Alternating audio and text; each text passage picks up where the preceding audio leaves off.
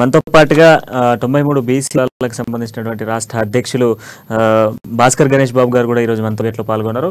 So Ganesh బాబు గారు వీళ్ళు royal Telangana అని చెప్పేసి ఒక నినాదాన్ని తీసుకొస్తా ఉన్నారు. మరి నాలుగు ఉన్నటువంటి 2 జిల్లాలని కూడా ఇంక్లూడ్ చేస్తాం తెలంగాణలో ఇంప్లిమెంట్ చేస్తే రాయల్ తెలంగాణగా పేరొందుతుంది అని చెప్పేసి చెప్తున్నారు.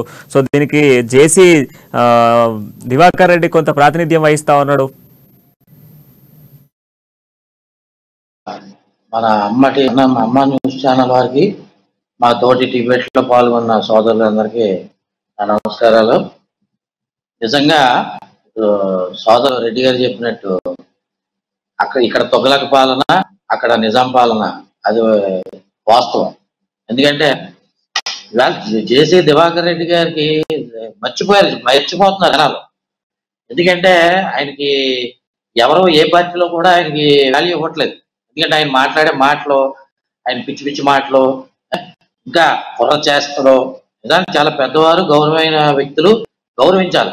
కానీ ఆయన తగ్గట్టుగా ప్రవర్తించకుండా ఏదో యూత్ లాగా కళ్ళజోళ్ళు పెట్టుకోవడం, గడ్డాలు పెంచుకోవడం, ఏదో టీ షర్ట్లు వేసుకోవడం, ఈ రకంగా అంటే ఇవాళ యూత్ ఎవరు నమ్ముతుందండి? ఇవాళ దివాకర్ రెడ్డి గారికి ఏం కావాలి? ఇప్పుడు ఇక్కడ ఆంధ్రాలో రెడ్డి గారు ముఖ్యమంత్రి అయ్యారు, జగన్మోహన్ రెడ్డి. ఇప్పుడు ఈ 2 జిల్లాలని అందులో కలిపేస్తే ఈయనకి ఏదో పదవి, అక్కడ కేసీఆర్ ఇస్తారని ఒక అపోహ. కానీ కేసీఆర్ మాటలు నమ్మడానికి వాస్తవాలు ఉన్నాయా? ఆయన ఎలక్షన్ ముందు ఏం చెప్పారు?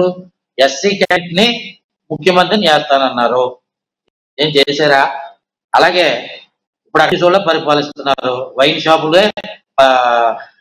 మీద బతుకుతున్నారు. సేమ్ అదే శిష్యార్కం ఇక్కడ మా ఆంధ్రాలో జగన్మోహన్ చేస్తున్నాడు. నిన్న కాక మొన్న రామచంద్రపురం నియోజకవర్గంలో వైన్ షాప్ ఒక బీరు రేటు 200 రూపాయలు ఉంటే గవర్నమెంట్ షాప్ లో బ్లాక్ 300 రూపాయలు అమ్ముతున్నారు. ఇదేం పరిపాలన అండి ఇది? ఇంత ముందు ప్రైవేట్ ఎసెన్షియల్ అయితే 10 రూపాయలు, ఎంఆర్పి మీద 10 రూపాయలు అమ్ముకుంటే నేను స్వయంగా మా ఈస్ట్ గోదావరిలో అంతా తిరిగి 50 కేసులు కట్టించాను. అప్పుడు చాలా భయపడ్డారు అందరూ. 10 రూపాయలు ఎంఆర్పి మీద 10 రూపాయలు ఎక్కువ అమ్ముకోవడానికి పర్మిషన్ తీసుకుని ఎక్సైజ్ డిపార్ట్మెంట్ తో అమ్ముకుంటే మేము అడ్డుపడితే 150 కేసులు రాయించాం. అలా ఏంటి ప్రైవేట్ గా ఉన్నాం. ఇవాళ గవర్నమెంట్ షాపుల్లోనే ఇవాళ మందు కూడా బ్లాక్ అమ్ముతున్నారంటే ఇంకా ఈ ప్రభుత్వాన్ని ఎవరు నమ్ముతారని? ఇప్పుడు ఈ ప్రభుత్వాలు కానీ, రాజకీయ నాయకులు కానీ సొంత స్వలాభం కోసం తప్ప ప్రజల కోసం అయితే కాదు. నేను 100కి 100 చెప్తున్నా. నేనైతే ఏ పార్టీకి సంబంధించిన వ్యక్తిని కాదు, ప్రజల సమస్యల కోసం పోరాడే వ్యక్తిని. కాబట్టే నేను ప్రజల కోసమే మాట్లాడతాను. ఇది వేళ పార్టీ కండువాలు కప్పుకుంటే ఆ పార్టీ చెప్పమే చెయ్యాలి. ఆ పార్టీని గొప్పగా చెప్పకపోతే వాళ్ళకి పదవులు ఉండవు, లేకపోతే రేపు వార్నింగ్లు వస్తాయి. అందుకని నేను చెప్పేది ఏంటంటే ఇవాళ యూత్ రావాలి. ఇవాళ జేసీ దివాకర్ రెడ్డి గారికి ఇంచుమించు 70 సంవత్సరాలు దాటిపోయి ఉంటాయి. ఆయన ఇంకా పదవి ఎందుకండి? ఇంకా ఉన్నప్పుడు రాష్ట్రాన్ని ఇప్పుడు 23 జిల్లాలు ఉన్నప్పుడు ఎంతో సత్యశ్యామలంగా ఉండేది. ఏదో తెలంగాణ వాదంలో విడిపోయింది.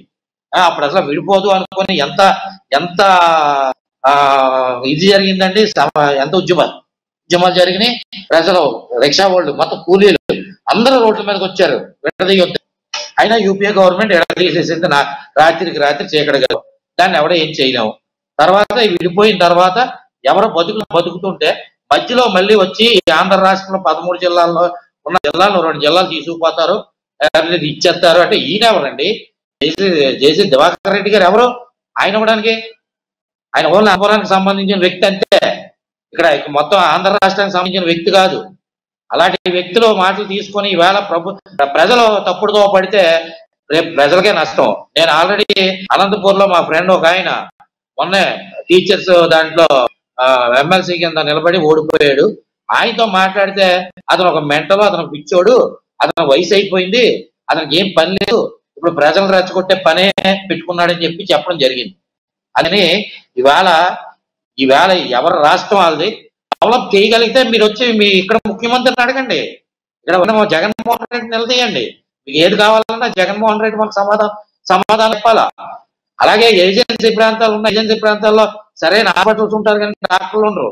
సరైన నడడానికి దారి బండి వెళ్ళడానికి ఉండదు. నడిచి 15 కిలోమీటర్లు 25 కిలోమీటర్లు కొండలెక్కి దిగినప్పటికి ప్రాణాలు పోతున్నాయి. ఇవాళ ఏజెన్సీ డెవలప్ చేయాలా గవర్నమెంట్. సిటీలు స్మార్ట్ సిటీలు కాదు, సిటీలు ఆల్రెడీ డెవలప్ అయ్యి ఉన్నాయి. దానికి వేసిన స్మార్ట్ సిటీ అని పేర్లు చెప్పి వేసిన దానికి రంగులు వేసి వేసిన దానికి రోడ్లు వేసి వీళ్ళు బిల్లులు చేసుకోవడం తప్ప ఏం డెవలప్మెంట్ ఉండదు.